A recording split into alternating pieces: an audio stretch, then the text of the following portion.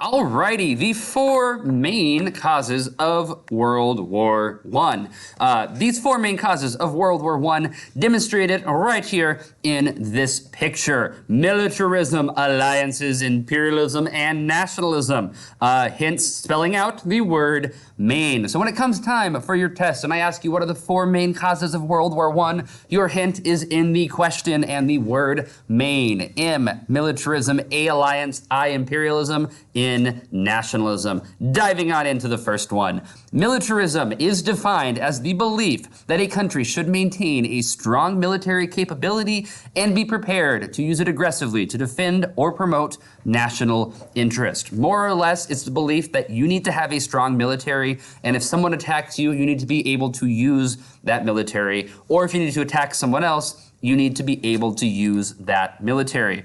This is going to lead to a naval rivalry between Germany and the United Kingdom. The United Kingdom has the largest empire in the world. The Germans do not like this, and they are going to try to challenge this. Now, the only way of challenging this is by building a large military, and that is something the Germans are going to do, particularly when it comes to the Navy. The United Kingdom is going to have a larger Navy than the Germans. However, the Germans are going to be much better trained, meaning the Germans are going to be more efficient and know how to win conflicts compared to the United Kingdom simply having more men and more ships. Additionally, the Germans are going to invent the undersea boat, the U-boat, right through here, which is exactly what it sounds like. It's basically a submarine. Now, this is going to be problematic because no one really knows how to spot these things. They're going to be underwater. All of a sudden, they'll pop up, do an attack, and they'll pop back under, and they're very hard to defend against. This is going to allow Germany to really expand and be very, very advanced with their military. Also, there is going to be a buildup of armies all across Europe. This is not just happening in Germany and the United Kingdom.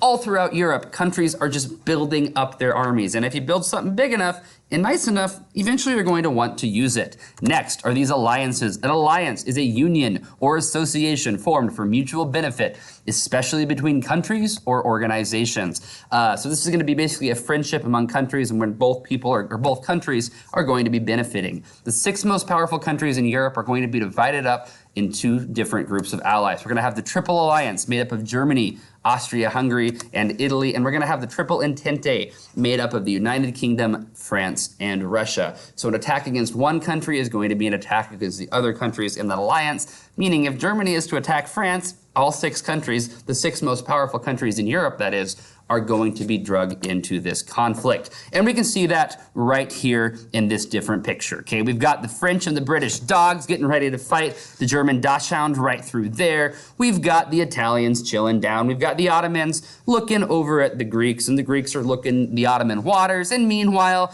we've got the mean Russian up above, sitting there with his tractor ready to plow over Austria, Hungary, and the Germans. That is the alliance. Now, imperialism, as we talked about in our entire Unit 2, imperialism is the policy of extending a country's power and influence through colonization, use of military force, or other means. Basically, it's where you go to a chunk of land and say, hey, this is mine, I'm going to be controlling this now.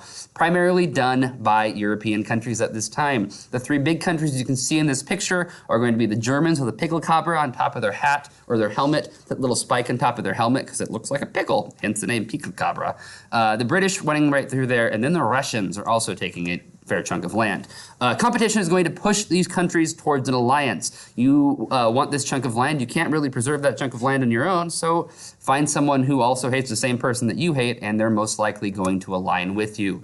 This is going to bring the war to a truly global scale. So now you're going to have countries that have different colonies all around the world, and when those 2 countries in Europe go to war, that means their colonies are also going to war.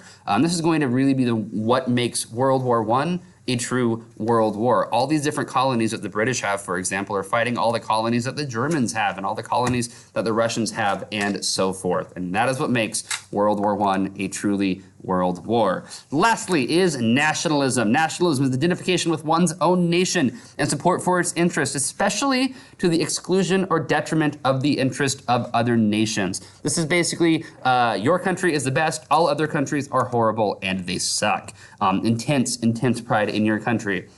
This is going to give nations something else to compete with. So they're basically competing about who is the most patriotic within their country. So you can see in this picture that American guy right here covered in American flag head to toe. The other guy just wearing an American flag pin, he's calling him a communist because apparently he's not proud enough to be an American as the other one right through there.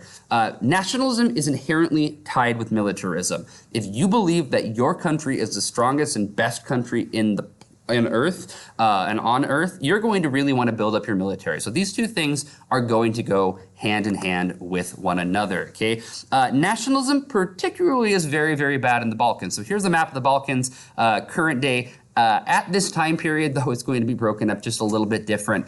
Austria, Hungary, Slovenia, Croatia, and Bosnia-Herzegovina are all going to be the Austro-Hungarian Empire. And they're going to be wanting to move down. So you can see why Serbia is getting a little bit kind of iffy and concerned with what's going on right here. And that Serbian nationalism is going to be the spark in the powder keg that's going to be launching us into World War. That is all for now. Questions, comments, put them below. Good luck.